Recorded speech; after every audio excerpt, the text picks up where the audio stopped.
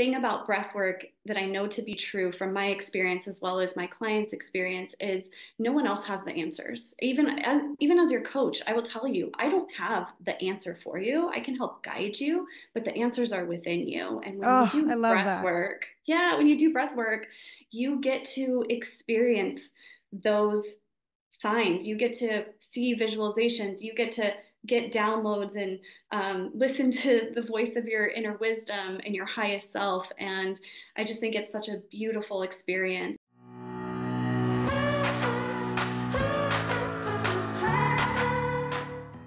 Hello and welcome back to Journey of a Fearless Female. I am your host, Paola Rosser, and this week my guest is Robyn. She is the founder of Reflect and Refine, a mindset and self-compassion coach, an inspiring trauma and breathwork facilitator with over 15 years of experience as a board-certified behavior analyst and master's degree in counseling. She decided to take her power of mindfulness, mindset, and the art of self-love. She is a firm believer in the importance of self-love, and she knows it's the key to a meaningful and happy life, which is why she combined acceptance and commitment therapy, which is ACT.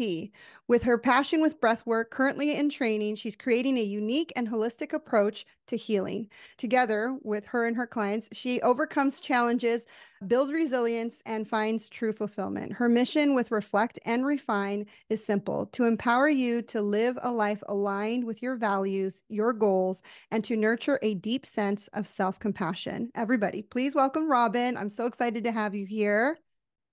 Oh my goodness, thank you so much for having me. I'm so excited to be here today. Well, let's talk about your journey as a fearless female. Before we get to the part of what you're doing, which sounds incredible, let's talk about where this all began. Yeah, because it's been a journey, right? And I'm still on this journey.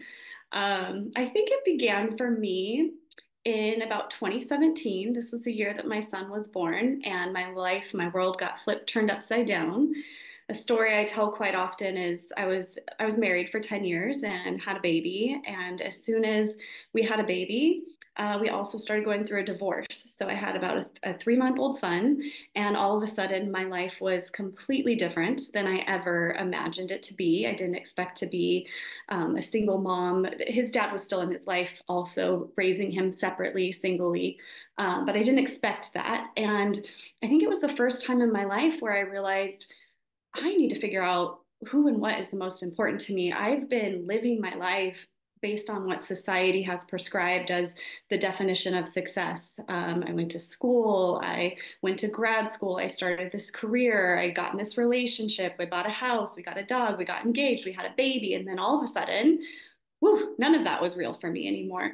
So it was like the first time in my life where I really started to evaluate what was the most important to me and how did I want to show up. And I just knew that I had some kind of healing to do myself. We all have our childhood wounds, and that story also was something that was really important to me to kind of navigate through in terms of my upbringing and how I just continued to experience life, I guess I would say, because life gets lifey, right? And it's Yeah. not, it never goes according to this exact plan. And I think 2017 was like that wake up call for me of like, hey, life Yeah. is going to get bumpy, but if you've got the So, skills and the psychological flexibility to navigate it, it can be easier. yeah. So before you talk about what happened after the divorce, let's like dig in a little bit if you don't mind.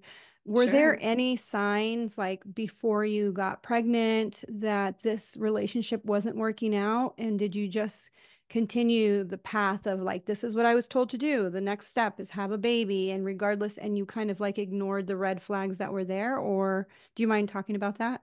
No, not at all. And I think that's such a fantastic question. And I think for me, the answer is those flags were there in hindsight, right? But in the Mm-hmm. moment, as I was just kind of going through the motion, I would say I was living life on autopilot. I wasn't Mm-hmm. really connected to my values. I wasn't really connected to the present moment. I was just living to do the next thing.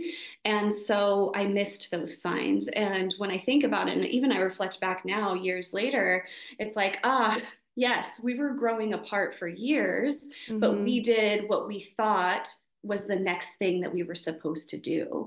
Yeah. And I'm so grateful for every step of my journey, right? Because now I have a son who is freaking amazing and is my reason why and such a gift to this world. But yeah, truthfully, it was only in hindsight that I was able to recognize like, there were some missteps there. Yeah, I think that a lot I talk about this on the show a lot is that we are so deeply programmed to believe that this is the path we're supposed to take. I mean, it started Right. since we were in kindergarten. The next step is high school, next step is college. And like you said, there's a path laid out before you.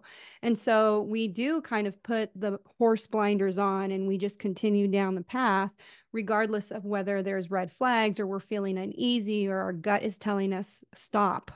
Mm-hmm. Stop moving forward. We tend to just continue down the path because we think and we've been trained to believe that the next step is going to make us happier.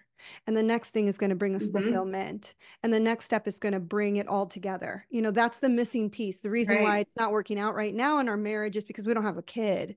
And it's like, and Mm-hmm. you could even see that as like, I personally, when I got married, I got so many, when are you having a baby? When are you having a Mm-hmm. baby? When are you having a baby? And it's like, well, what if I don't want to have a baby? Right. What if Right. I don't want to take that next step? What if I know personally I'm very selfish with my time and I don't want to have a child? And so it's just like that awareness of like if you're listening to this and you have these moments of like questioning, am I going down the right path? Am I still believing what they set forth for me is going to bring me joy and fulfillment? Then maybe take a broader look at everything else that's going on in your life, because Absolutely. even though you think it's me, I'm the problem, it's really like, no, it's like everything that we've been taught to believe is the problem. Yeah, absolutely. I love that you talk about all of these things. I think it's so important. And it's also really hard for us to listen to that gut feeling that you were describing, because we're also, for the most part, most of us are disconnected from our body and we don't know Mm, what that feeling is telling us, but our body actually knows. So yeah. when we can drop in and we can feel in our body, the answer is usually there. Yes, exactly. That's a very good point. A lot of us are disconnected, especially when we're in that place where we're just following along. I like to call them Mhm. non-player characters, NPCs, where you're just going down the path of what, society and your family and everybody's telling you to do, that you're not really in tune to who you are or your body, or you're not even listening and you're ignoring or dismissing all the signs. So Mhm. can we talk a little bit about your childhood? Would you like to explore maybe some like root causes of what made you still be that, like going down that path? Yeah, definitely. It's something I'm just starting to talk about and I find it so healing. So Hmm. I'm kind of an open book when it comes to that area. But with that being said, I'd also like to name that maybe some emotions will arise and that's also okay. All of that gets to be here, right? Yes, absolutely. This is a beautiful, safe space. Yeah, yeah, thank you. Yeah, where should we start? Well, how was your relationship with your parents? So my relationship with my parents was good. I also come from a divorced family, and my family divorced. My parents divorced when I was 6 years old. So it's really kind of all I remember. I don't remember too much of life before that. I have some memories of like family vacations and like us being together. I have a sister, so the four of us being together. But outside of that, I really remember my life with being raised by my mom and visiting my dad on weekends, on holidays, occasional weekdays. He would come and pick me up. And both of my parents are amazing. I always like to tell them, my mom will say, I wish I could do things over. And it's like, no, you were doing the best that you could with the resources that you had. And if we could all live life in reverse, of course, we would be doing things differently, but Absolutely. everything for a reason. So I have a very close relationship with my mom. However, I think where the trauma part came in for me was I had a very abusive stepdad who is no Mm, longer part of our lives, but he was a big portion of my life from the time that my parents divorced until after high school. So he was very dictating, very authoritarian. I had to do what I was told. I wasn't allowed to have an opinion. I wasn't allowed to use my voice. And I honestly think that's where a lot of my like, okay, do what you're told, Robyn, stay on the path kind of came from.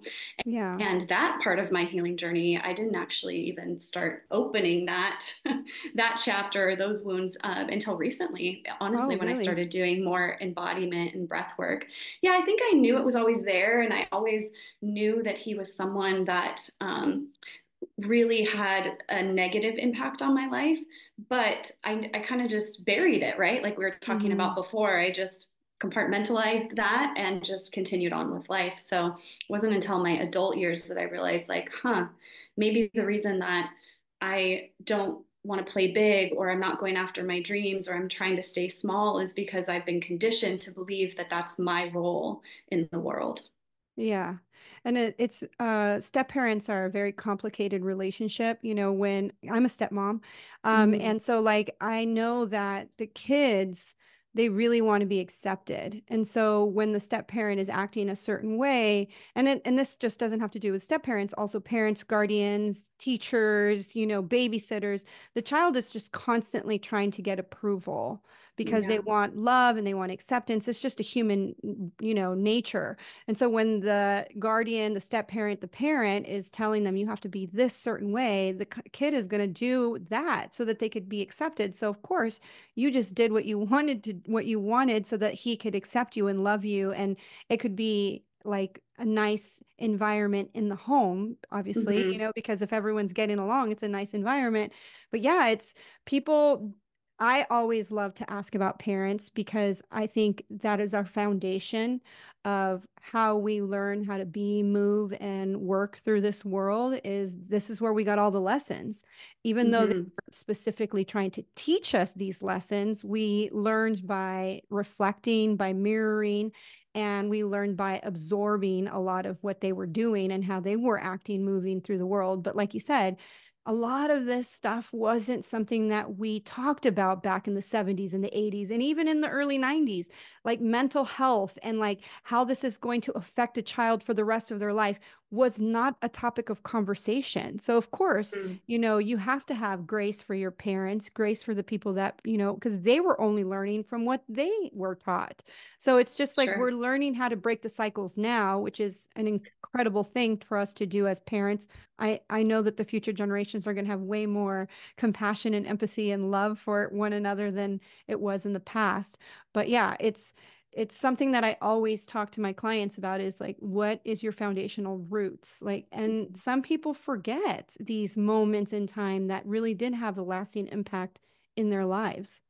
Yeah, yeah, I love that you kind of dig in there and talk about these things because like you said, we're just starting to talk about it and there's been so many years that we haven't talked about it. And I love being a parent myself and I'm not going to claim I'm the best parent, right? Because there's no handbook, there's no rule There book. I'm isn't. I'm learning as I go. But I definitely agree that resonates what you said. I really look forward to future generations because I even reflect on the conversations I have with my son and I think wow, to even be in a place where we're discussing these feelings, these emotions, these, really collaborating with him to allow him to feel seen, validated, loved, all of those things, it's going to have such a ripple effect, Yes, not just for him, absolutely. but for all of the kids in the future generation. Yeah, he's going to be a great dad and a great husband because he's going to be Yeah, able to speak about his emotions and talk about how he feels and express his emotions in the correct way, right. rather than just anger and fists and all the stuff or Hmm. alcohol or how every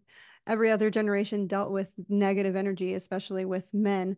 But let's Yeah. talk about the beginning of your healing journey. So once you recognize that it was time to start unfolding who you are or untethering your soul. How did that journey come about?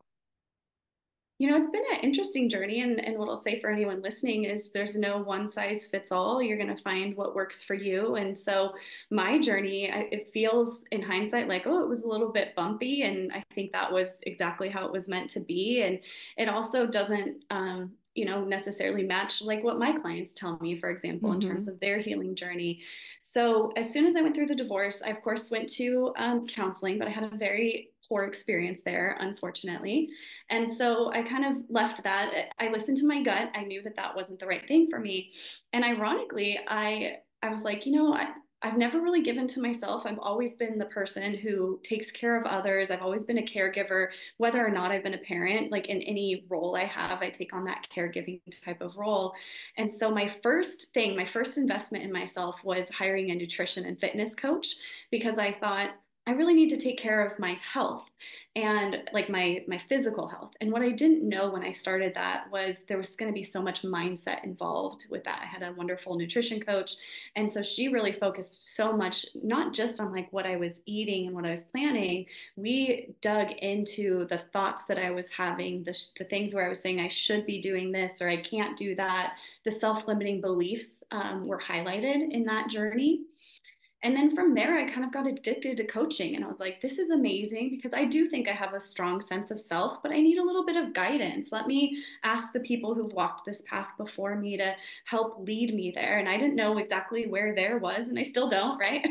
just moving along on the journey. Yeah. And from there, I realized, oh, okay. And so, like, other things happened in between. I had an emergency surgery that I didn't expect, and that terrified me because I was like, I thought I was going to die, and I didn't die, obviously, but totally unexpected. My mom's house burned down in the Paradise Fire, if you remember that fire in Yes. 2018. And then COVID happened. So it was just like, bam, bam, bam, life, life, life. And so Mm-hmm. around 2021, 2022, I was feeling very like kind of misaligned with the career I was in. I mean, that's a different story. So I just was like, let me hire a career coach. And I was an adult. I was in my mid 30s, and I was like, what do I want to do when I grow up? I thought I had this figured out. I have a Mm-hmm. master's. I'm board certified. I have a great career, a really well-paying job. But there's something inside of me that just wasn't fulfilled. I wasn't aligned. I wasn't happy. And there was a part of me that was like, I'm destined for more. Like there's something bigger. There's some sort of bigger impact, and I need to find that. And so I hired a career coach, and all signs pointed towards coaching, life coaching. I didn't know exactly what that would look like, and of course I was terrified to do it. Fear holds a lot of us back, and Mm-hmm. um, from there, I just started hiring mentors that have done it before me. I hired a business coach. And then through all of that, it led me to breathwork certification. And I would say this is the program, the certification, the journey where I have healed the most. Mm. And I would say the first 6 weeks of this program was all about self, like really reflecting on these internal wounds, noticing where there was ruptures, starting to repair the nervous system. My nervous system was very much in the sympathetic nervous system state. And yeah, through that journey, which I'm still on, I've been healing, and I've been open, and I've been just really trying to pay attention to the signs that are present for me so that I can figure out the next step instead of having to have an exact plan, which is the way Yes. I've lived my whole life. Oh, I love that. And I love that you said earlier that every healing journey is unique to yourself. I'm currently writing my Mhm. book, and I really say that to everyone. Like, I'm going to tell you what I did, but I'm like, everything is unique to you. And there's so many beautiful healing modalities out there Mhm. that try them all. You know, Yeah, like I see tell what people, works. see what Yeah. works, because it's like you said earlier, we spend so much time giving to others. Like we're constantly like, especially if you have kids, like I'm a stepmom, and so like my stepson's in hockey and lacrosse, and we don't bat an eye to buy him a new $400 hockey stick when it breaks, Mhm. but yet you hesitate when someone says you should do this for yourself. Or, Mhm. you know what I mean? And I like the funny memes that say your kid has a brand new hockey stick, but you're still wearing the bra from like 2008. Yeah. Right? We literally don't spend money on ourselves. We don't invest in ourselves. And when I talk to people, I say spend the money on yourself, especially Mhm. on your healing journey, because that's where you're going to get the most ROI, return on your Mhm. investment.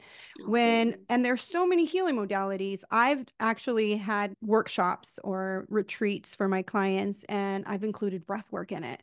And Mm. I have had the most incredible, like breakthroughs from my clients. I mean, I had one client say, I have been going to therapy for over 10 years and this broke me open because Yeah. it is just the most incredible experience. For those of you who are watching on YouTube, make sure you subscribe. If you're listening to me on Spotify or Apple Podcasts, make sure to share this episode with your friends.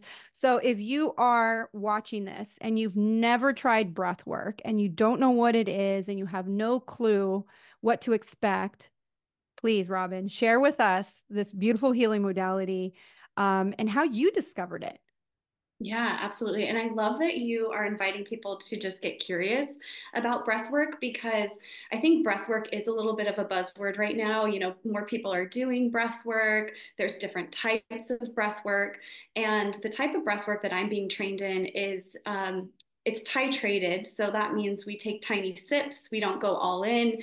We really want to establish a strong foundation of safety and trust before you start getting broke open, if you will. Mm-hmm. And I love that because I feel like the thing about breath work that I know to be true from my experience as well as my clients' experience is no one else has the answers. Even as your coach, I will tell you, I don't have the answer for you. I can help guide you, but the answers are within you. And when you Oh, I do love breath that. work, yeah, when you do breath work, you get to experience those signs. You get to see visualizations. You get to get downloads and listen to the voice of your inner wisdom and your highest self. And I just think it's such a beautiful experience. And so I'm going through a program where we use an integrative method as well as a meditative type method. So the integrative is we don't keep our breathers in an active breath for longer than 8 minutes. And then this breath pattern can be replicated in areas outside of just doing it guided. What I always tell my breathers too is it's beautiful to have this practice with me, but it is a practice. So I need you practicing this outside of this 1 hour a week that we come together or 1 hour every 2 weeks, whatever it looks like. Just be finding ways to build in this type of being intentional with your breath, even noticing breath awareness, even that can be super powerful where we're not even changing our breath pattern. And then as you get more comfortable, you start playing around with slowing down the breath, breathing in through the nose, breathing out through the mouth. Because when we think about it, and I would imagine even if you're listening to this, you might be finding yourself going, I noticed I was holding my breath, or I'm breathing really fast or really shallow. We're all out here just breathing in a way that is not so natural, but it's become our norm. And so Yeah. I love the breath work that I'm being trained in because it's that where you can do it guided, you can do it by yourself, and then the meditative session is a little bit more into the subconscious. We're going to breathe longer than that 8 minutes. And, some people describe it as having like an out of body experience, and not in a way that might sound scary to some of those listening. But the way that they describe it is like I felt like I was floating and I was still very present, but I was witnessing, thoughts or feelings in my body because I was so relaxed and I was in that parasympathetic part of my nervous system. Yes, absolutely. I absolutely love breath work. I will talk a little bit about my experience because I have been on my own healing journey to really process a lot of the trauma that I experienced as a child. And what I love about breath work is that, you know, your trauma is stored in your cells. It's why that book, The Body Keeps Score, Keeps is the on the score. top New Yeah. York, right? It's on New York's best-selling list for years to come. But the body does keep score. And even though, because a lot of the trauma, and if you've experienced a lot of trauma during your childhood or your teen years or your early adult years, sometimes we compartmentalize the trauma and we have really deep memories that have just been blocked and put away in little boxes in the back part of our subconscious mind that we just do not try to touch. But your body still keeps score. And your body Mm-hmm. still has that built up trauma, that pain, that sadness in your body. So when you are doing the breath, first, I love that you said you're becoming aware of your breathing. Like I think about your breath, we take it for granted. We're doing it all the time, every day. We're not even paying attention that we're breathing in and out. We're breathing in and out. And we're not even paying attention, like you said earlier, that we're taking short breaths, that we're not really fully like letting our belly like be full of air and then letting it all out. I mean, especially for women, we've been taught to hold in our stomach, Right. and to like make sure you're contracting your stomach so nobody sees that you have a big old gut. And so we're Mhm. not breathing and we're not Yeah. allowing ourselves to get the oxygen that it needs. And so when you're doing this practice, like I had this one of my friends from high school who, she actually cured her agoraphobia by doing breath work. And you guys could find her episode. It's Brooke. I think it's only the beginning part of my podcast. And she cured her agoraphobia because she was at the Vegas shooting when they had that. Remember, Mm. MG? Yeah. She was at that concert, and through the MGM window, somebody was shooting out into the crowd, and she was literally there at the concert, running to save her life. And after that traumatic event, she couldn't leave her house and she had literal panic attacks just leaving the house, and no amount of talk therapy could cure her agoraphobia. And it wasn't until she discovered breath work. And so when she was on my podcast, I was like, you need to come to my next retreat. And it was just an incredible, not only for me, because I did it too, because I was like, I'm going to jump in on this, but Yeah. for everyone else that was in the room, and just the tears of like, just they were flowing, but it wasn't like tears of sadness. It was like this breakthrough, like, oh my God, it was like as if you'd been A storing this, release. right? It's just like Yeah. this huge release. And it was such an incredible experience. And I really tell people, like you said, get curious on the healing modalities, because Mhm. some people might try breath work in it and you have nothing. I tried Yeah. Reiki, I experienced nothing. Mhm. I've done somatic healing, I have done tuning forks, I have done acupuncture, I have done all the things, Yeah. because your healing is personal and it's unique, and your body will accept some and reject some. So try it all. Yeah. And your body will know. Your body will know when it's like, yes, this is a hell yes for me. And that's what I would say to anyone out there. Breath work might not be it for you, but whatever you try, pay attention to that wisdom, that intuition of your body, not the limiting beliefs or the thoughts in your mind that want to tell you it's not going to work or it's not worth it or it's too woo woo or it's silly or whatever. Really feel it in your body, and your body knows. Yeah, exactly. And it will let go of what it needs to let go, because your Mm-hmm. subconscious mind is just constantly trying to protect you. And so Mm-hmm. sometimes it won't let it go. I'm an emotion body code practitioner, and I work with the subconscious mind. And some of the things that come up for some of my clients, they're like, what? I don't even remember that. How did that come up? It's because the subconscious mind has been storing it, trying to protect you, trying to make sure that this doesn't happen to you again. But sometimes we don't need that protection anymore because we're no longer in that toxic environment, and it's causing us to be more wounded and than we really need. So I highly recommend you trying breath work, because it's just an incredible practice. It's a beautiful healing modality. Okay, so Robyn, tell us a little bit about your what ACT, right? Acceptance Yeah. commitment therapy. Yeah, acceptance and commitment therapy. So this was something I learned about. So backing up, like you said in my intro, I'm a board certified behavior analyst. So I worked 16 years of my career working with the autistic community, implementing applied behavior analysis, working directly in homeschool communities with those individuals as well as their parents, caregivers. And I love that work. But when I started to branch out, or when I started to realize I want to do something a little bit different, I want to do something where I feel a little bit more aligned, I started learning about acceptance and commitment therapy under the umbrella of behavior analysis. So, something that some other BCBAs were starting to tap into. And as soon as I learned about it, well, first of all, I was like, this is really confusing because we like to use all kinds of acronyms and jargon and charts and make it look really complicated. But so I was a little bit like, I don't know about this for me at first, but I was curious. I stayed curious and I was like, there's something to this. I'm hearing people talk about their transformation with acceptance and commitment therapy. Let me learn a little bit more. And so again, I just kind of immersed myself into that world. I joined a peer support group where four other behavior analysts get together every week and we practice acceptance and commitment therapy with each other so we can give each other feedback. We can really learn the core processes of it a little bit more. And so that was actually my first introduction to a little bit of mindset work and learning, oh, these thoughts that I have aren't always real or always true.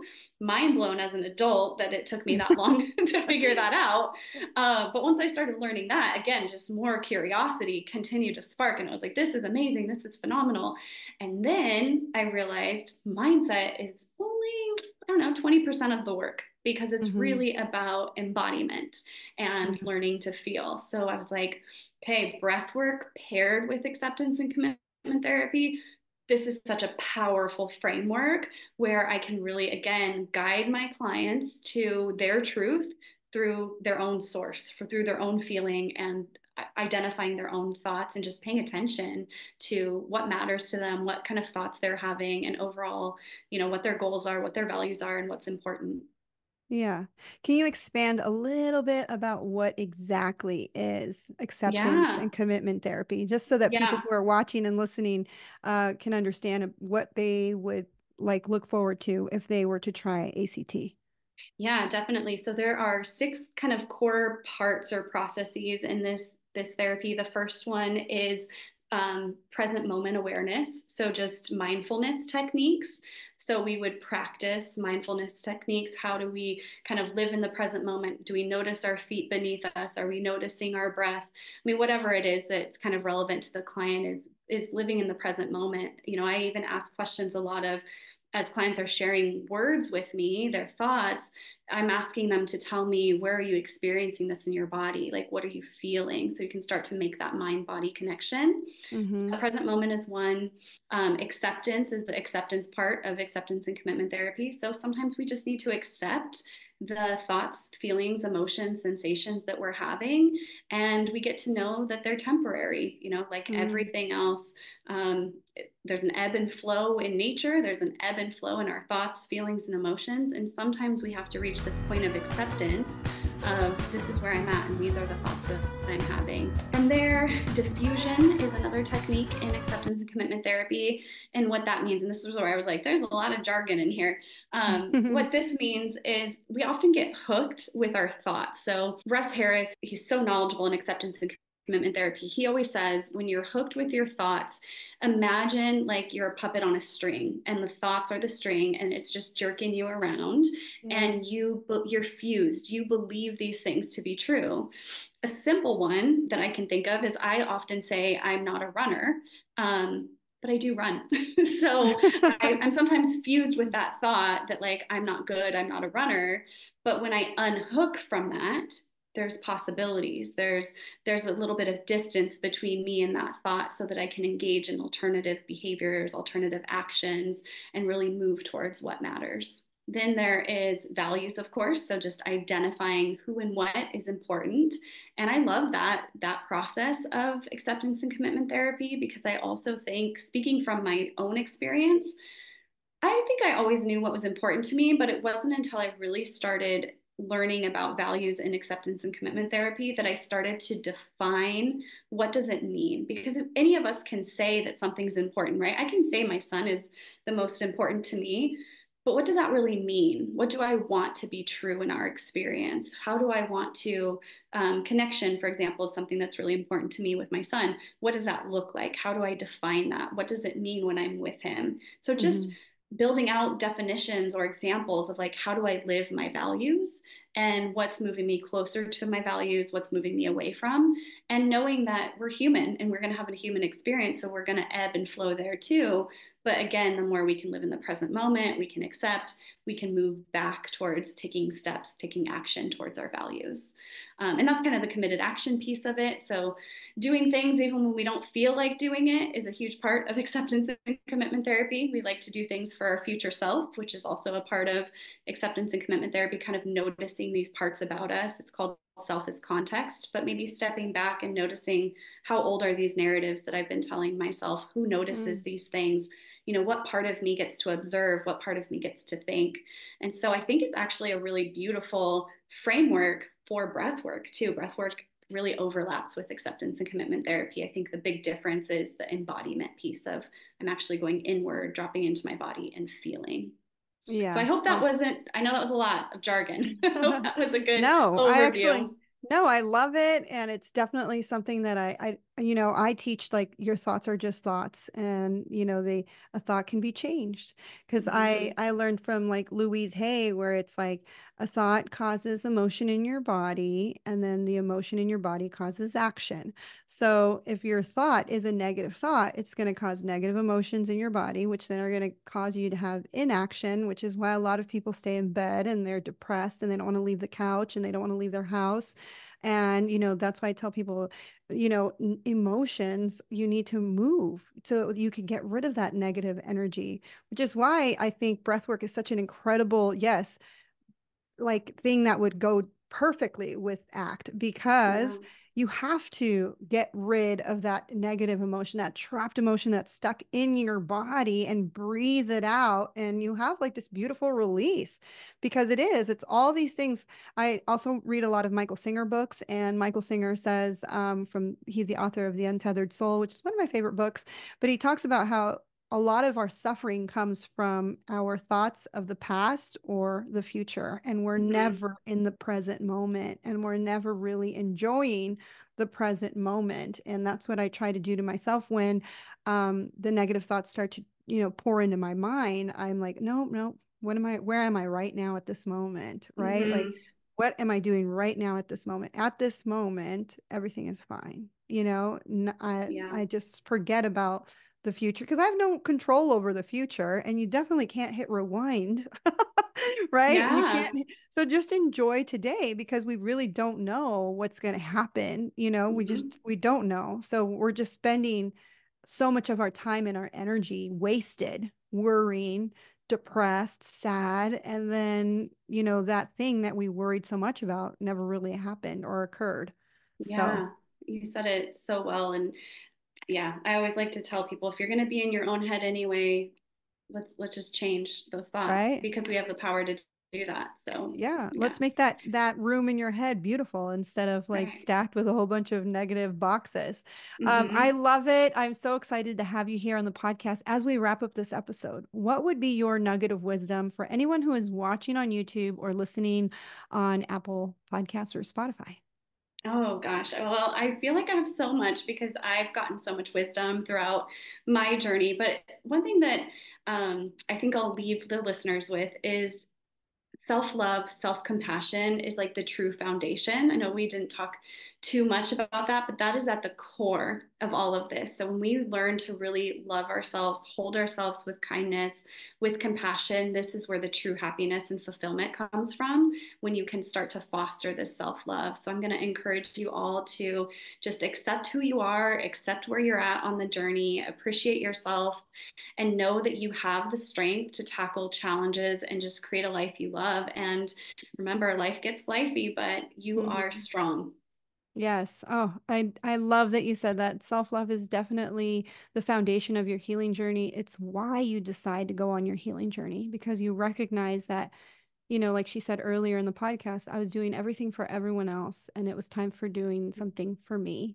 And that's when your healing journey begins, when you really start to stop looking for outside things to fix you, like a husband, a car, the job, the money, the accolades, the titles, and you start looking Mm-hmm. inward, and you really start to trust yourself and the wisdom that is guiding you, because like she said earlier in the podcast, all of it is within you. It's within Yeah, you. So thank you so much absolutely. for being on the podcast. Where can my audience find you? Oh, thank you so much for having me. So I'd love to invite everyone to follow me on Instagram. You can follow me at Coach Robyn. That's Robyn with an underscore. This is where I offer a lot of tips, tricks, values, breathwork techniques. So follow along. And you can also find me on my website at reflectandrefine.net. Oh, love it.